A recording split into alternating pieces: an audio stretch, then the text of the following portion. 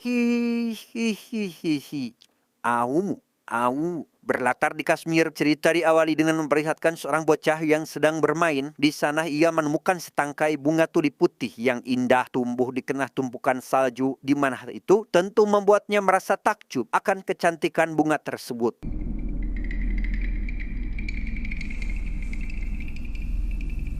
Setelah melihat bunga yang indah dan cantik, si bocah langsung menyaksikan pertunjukan sulap yang jarang sekali dipertunjukkan di daerah sana. Ia yang waktu itu sangat bahagia, lantas menerima ajakan si pesulap yang memintanya masuk ke dalam kotak besar. Namun hal yang mengejutkan terjadi. Tatkala setelah si bocil masuk ke dalam, dia tiba-tiba menghilang entah pergi kemana.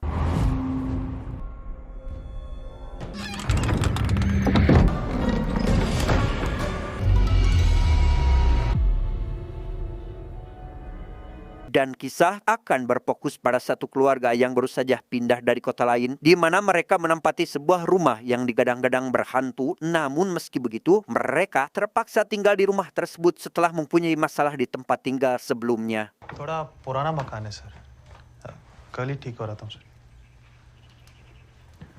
Dengan berpindahnya tempat tinggal, tentu berpindah pula tempat bekerja. Hal itu dialami oleh seorang kepala rumah tangga yang tadi bernama Ridwan, yang merupakan seorang komisaris polisi. Baru saja dirinya dipindahkan, ia langsung menangani kasus si bocah yang hilang tepat saat pertunjukan sulap tempo hari. Evidence के साथ पूरा सामान जब्त कर लिया. बॉक्स में जो बाल थे बच्चे के ही.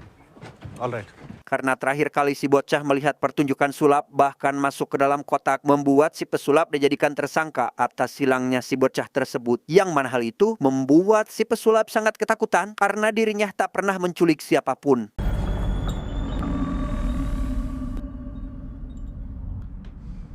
बेटा, जाओ. Dan benar saja, si pesulap berhasil membuktikan bahwa dirinya tidak bersalah. Yang hal itu membuat Ridwan sedikit pusing karena kasusnya berakhir dengan kebuntuan.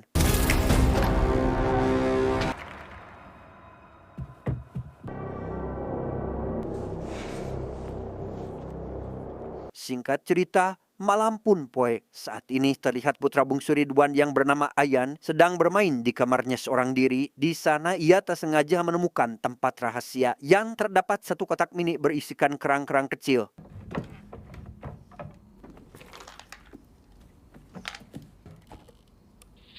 Tak lama, Ayan mendengar suara langkah kaki yang begitu keras dari lantai 2. Ayan yang tentunya penasaran pun lantas pergi ke sumber suara, berharap bisa mengetahui siapa yang telah berbuat jahil di malam hari. Namun ketika hendak akan memeriksanya, ia malah langsung dipanggil oleh sang ibu yang bernama Gulnar untuk mengajaknya makan malam bersama.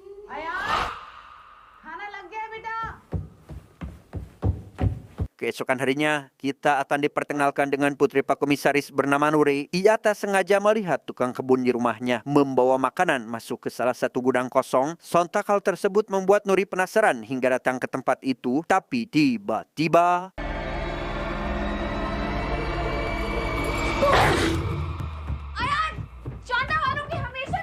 Ya, Ayan tiba-tiba datang mengagetkan sang kakak. Hal itu membuat Nuri sangat kesal hingga terjadi pertengkaran di antara mereka. Tak lama terdengar jelas suara tertawaan para bocil dari luar rumah yang sedang menjahili keluarga mereka dengan tulisan yang sangat menyinggung.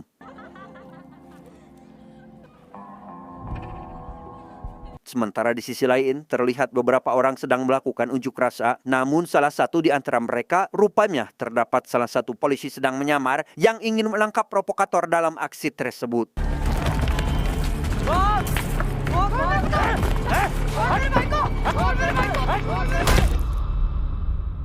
Berhasil kabur dari kejaran polisi, salah satu bocil yang melarikan diri ke sebuah lembah tak sengaja menemukan setangkai bunga tuli putih yang terlihat begitu indah.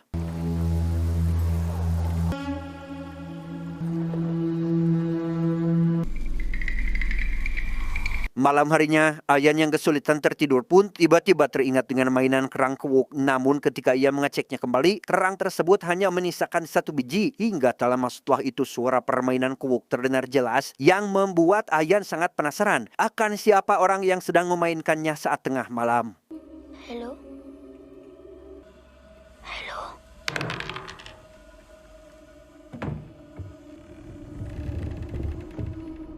Ayan yang masih begitu polos malah pergi ke gudang dan mendapati ada bayangan anak kecil seusianya sedang bermain kerangkuwu. Dia yang mengira jika anak itu adalah manusia pun malah mengajaknya untuk berteman tanpa memiliki rasa takut. Hingga sejak saat itulah Ayan kerap bermain dengan bocil yang sebenarnya adalah hantu penunggu rumah tersebut.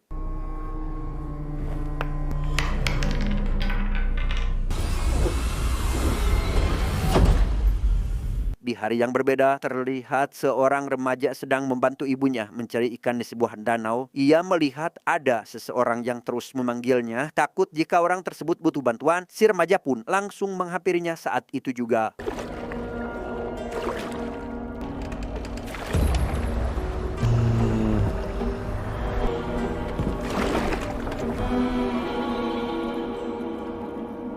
Entah apa yang terjadi selanjutnya, namun saat ini si remaja dinyatakan telah menghilang. Kabar tersebut seketika membuat Pak Komisaris bersama rekannya sangat dibuat kebingungan karena si bocah yang waktu itu menghilang hingga saat ini keberadaannya masih belum ditemukan. Constable ने कर इसी बच्चे को कालीबाग एरिया में पथराव करते हुए देखा था। Malam harinya, tepat ketika Nuri sedang mengirim pesan dengan temannya, ia dikejutkan dengan bau air liur hewan yang membuatnya penasaran karena tidak ada satupun orang di rumahnya yang memelihara seekor gubu. Hingga demi mengetahui dari mana bau itu berasal, Nuri memberanikan diri untuk pergi keluar sendirian.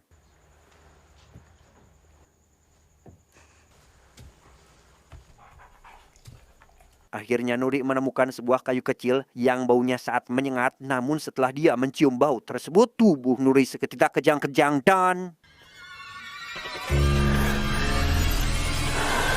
beruntung kedua orang tuanya langsung sigap menolong tepat waktu, di mana setelah Nuri siuman dan tersadar, mereka segera datang ke tempat terakhir Nuri tak sadarkan diri dan menemukan kayu kecil yang tadi dipegang oleh Nuri. Dog saliva. Keesokan harinya, Pak Komisaris beserta bawahan akhirnya mendapat sedikit petunjuk ketika salah satu anggotanya berhasil menemukan sebuah flash disk yang berisikan beberapa kode rahasia. Hingga setelah ditelaah lebih jelas, Pak Komisaris sadar jika semua kode ini adalah nomor absensi para murid di salah satu sekolah yang berada di daerah tersebut. Standard 5th Division B. Sementara Nuri sendiri setelah pulang sekolah dia langsung membuat rekaman video karena selalu merasa jika di rumah barunya ada kehidupan lain selain keluarganya sendiri. Ia yang terus diselimuti rasa penasaran pun lantas pergi ke gudang seorang diri sehingga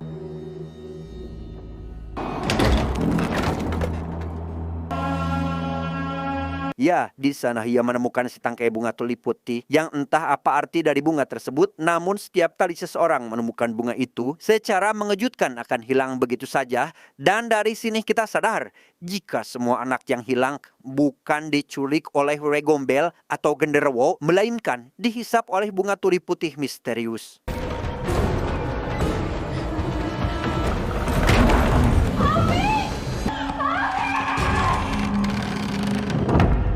Dengan menghilangnya Nuri membuat sang ibu sangat khawatir dan merasa sedih, di mana Pak Komisaris yang tak ingin istrinya berlarut-larut dalam kesedihan pun berusaha menenangkannya dan berjanji akan membawa anaknya kembali dengan kondisi sehat seperti sedia kala. मैं उसे वापस लेके आऊंगा, मैं वादा करता हूँ। Tak lama datanglah si tukang kebun yang memberitahukan jika tadi pagi Nuri diantar oleh seorang pria asing. Hal itu tentu membuat sang ayah terkejut dan langsung menemui seorang pelukis handal untuk membuat sketsa wajah sesuai dengan ciri-ciri yang dilihat oleh si tukang kebun. बड़ी बड़ी उसके नाम। Setelah sketsa wajah selesai dibuat dan informasi mengenai si pria itu sudah ditemukan, Pak Komisaris bersama puluhan rekannya segera datang ke rumah target.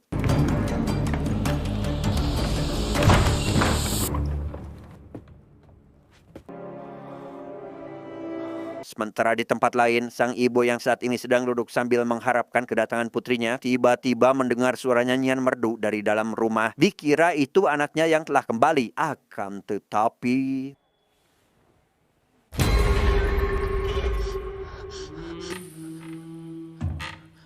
setelah mengikuti bayangan hitam tersebut, sang ibu mendapat sebuah petunjuk seolah-olah harus membuka sesuatu di balik lemari yang terdapat di dalam kamar dan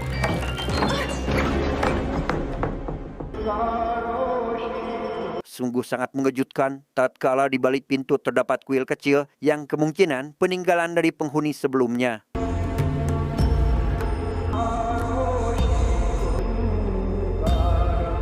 Tepat di malam hari ketika sang ibu sedang memperhatikan lukisan yang dibuat oleh putra bungsunya, yakni Ayan, beliau seketika teringat oleh obrolan yang sering kedua anaknya bicarakan mengenai si tukang kebun yang selalu memberikan sepiring makanan ke dalam gudang yang entah untuk siapa.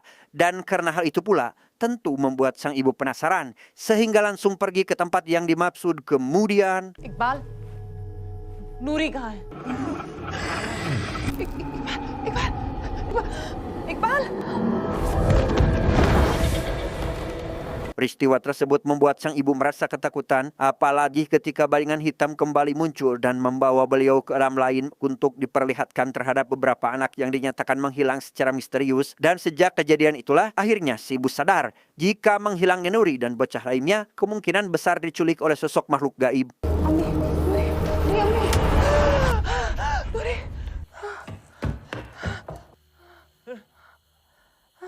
Takut hal buruk kembali menimpa si putra bungsu, ia lantas menghampiri suaminya yang kini sedang menginterogasi seorang pria yang diduga menjadi dalang di balik penculikan para bocil. Tepat pada saat itu pula, sang ibu menceritakan kejadian yang sebenarnya pada sang suami. Find out उस घर में हुआ क्या था कश्मीर में हो रहा है जो हो रहा है उस घर में नूरी फंसी है वहाँ पे नहीं सुनो मेरी बात रुको अरे मैं कब से समझा रही हूँ Singkat cerita, setelah proses interogasi selesai, Pak Komisaris mendapat informasi baru mengenai akan adanya korban berikutnya. Tanpa pikir panjang, beliau segera menyusul ke lokasi yang sudah disebutkan hingga berhasil menemukan keberadaan si korban. Tetapi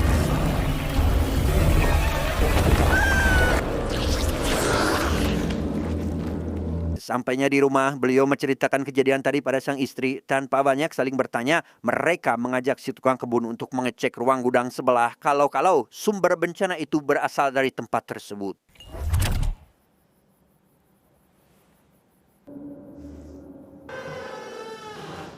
Saat membawa sang suami ke gudang sebelumnya, tapi kali ini tidak kesurupan, melainkan putra bungsunya yaitu Ayan dirasuki penunggu rumah ini dan menyebutkan beberapa kata mengenai awal mula kenapa dirinya bisa bergentayangan. क्या हुआ था आप सबके साथ धोखा किसने धोखा दिया अयन अयन Tak lama datanglah wali kelas Ayan ke rumah. Di sana beliau menceritakan semua hal termasuk kertas ancaman yang sering didapatkannya akhir-akhir ini. Melihat hal itu, Pak Komisaris hanya bisa menyuruhnya untuk tenang sebelum pihak kepolisian hendak menanganinya. Student का क्या हो रहा है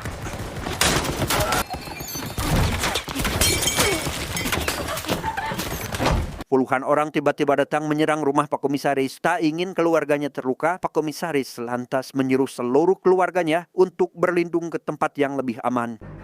go चलो चलो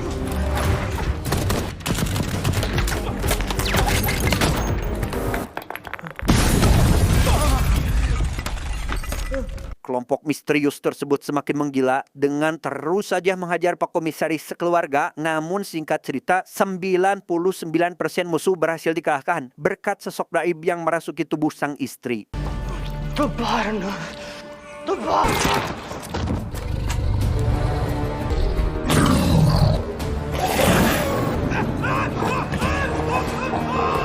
Sedangkan di luar rumah, petugas keamanan sudah bersiap-siap melakukan tugasnya. Tak lama satu musuh yang tersisa keluar sambil menyandra wali kelas. Yang tepat ketika si musuh mencoba mengancam para petugas keamanan, tiba-tiba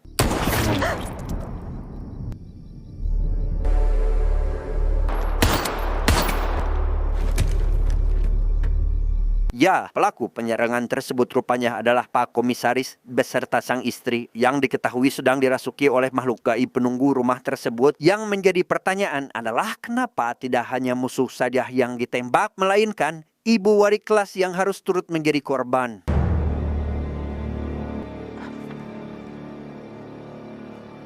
Dari sinilah kita akan dibawa mundur ke beberapa tahun yang lalu. Pada waktu itu diceritakan pemilik rumah sebelumnya mendapat sebuah perlakuan buruk dari sebagian kelompok warga, di mana sumber malapetaka tersebut berawal dari informasi yang diberikan oleh si bocil pengkhianat yang merupakan teman dari anak pemilik rumah terdahulu, sehingga satu keluarga tewas di tangan sebagian kelompok warga yang membrutal hanya dengan alasan perbedaan pendapat.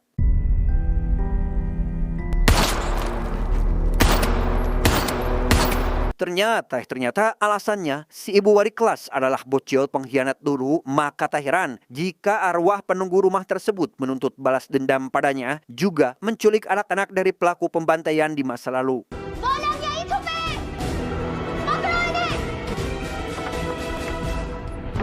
Setelah kematian si wali kelas, arwah-arwah penunggu rumah terdahulu kembali tenang karena telah berhasil menuntaskan dendamnya.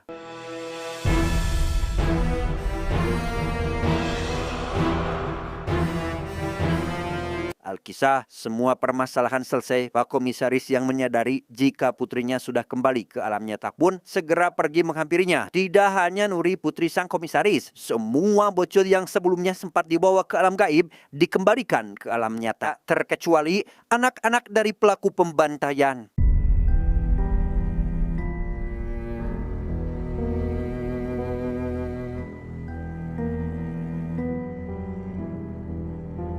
Tamat ending yang sangat membagongkan. Pesan yang bisa kita ambil dari film ini adalah pengkhianatan yang paling menyakitkan, yaitu yang dilakukan oleh seseorang yang kita percaya, karena hal tersebut tidak hanya merusak hati tetapi juga menghancurkan kepercayaan. Adios.